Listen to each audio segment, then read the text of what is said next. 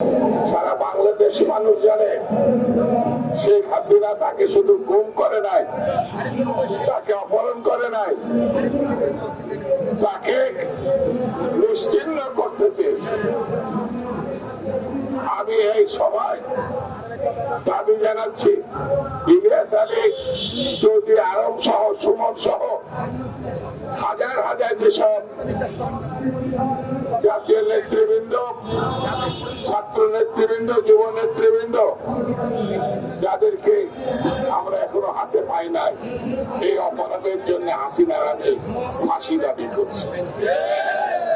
বিচার করবেন কি করবেন না আমরা বুঝতে পেরেছি। বিচার এতদিনে 8 মাস হয়ে গেল। প্রধান উপদেষ্টা সহ এই উপদেষ্টা মন্ডলের কোন দায়িত্বশীল নেতা, উপদেষ্টা ইলিয়াস আলী তো সাবেক সংসদ সদস্য বটে, তার বাসায় যাননি কেন? সেদিন আপনার কাছ থেকে যারা এই সরকার হাসিনার পতনের জন্য আন্দোলন করেছে, আপনারা তাদের বাসায় যান নাই। আপনি 5 মাস ধরে পরে আপনারা গেছেন ঘুমের যে ঠিকানা আয়না ঘর, সেখানে। সেই জন্য এই সরকারের কাজ কামে দেশবাসী খুবই উদ্বিগ্ন। তারা কি চায় সেটাও আমরা বুঝি না। বিএনপিকে পাশ কাটানোর জন্য, যাতে বিএনপি নির্বাচনের মধ্য দিয়ে, মানুষের সমর্থন আদায়ের মধ্য দিয়ে, ভোটের মধ্য দিয়ে সরকার গঠন করতে না পারে, সেই জন্য নির্বাচনকে এড়িয়ে যাওয়া হচ্ছে বলে আমরা মনে করি।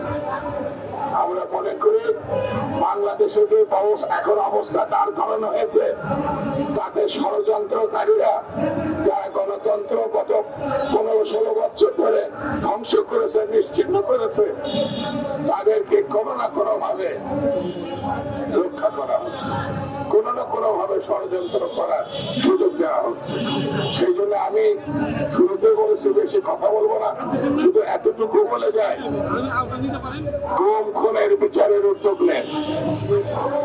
যারা অর্থ লুটপাট করেছে তাদেরকে আইনের আশ্রয় নিয়ে আসে, যারা এখন চারিপাশে ঘুরে বেড়াচ্ছে, যারা প্রশাসনে আইন শৃঙ্খলা বাহিনীতে বেশিরভাগকে প্রতিষ্ঠা দিয়েছে, রক্ষা করেছে, থাকার ব্যবস্থা করেছে, তাদের বিরুদ্ধে আপনার আইনগত ব্যবস্থা নেন।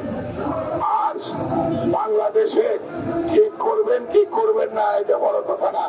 একটি নির্বাচিত সরকার প্রতিষ্ঠা করার জন্য অনতি বিলম্বে একটি রোডম্যাপ ঘোষণা করেন।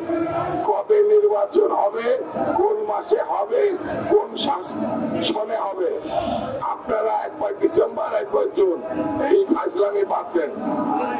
এইগুলোর জন্য আমরা তৈরি না। আর আপনাকে আগেও বলেছে, হাসিনার যখন তাড়াতে পেরেছি, অন্য ফাঁসিবাদের যদি উদ্ভব ঘটে, তাদের তাড়ানো বাংলাদেশের মানুষের ওয়ান্টুর ব্যাপার। সেটি মাথায় রেখে কার্যক্রম নেবেন। আপনাকে ফুলের মালা দিয়ে গ্রহণ করেছি, ফুলের মালা দিয়ে বিদায় জানাতে চাই। এটাই বিএনপির স্ট্যান্ড।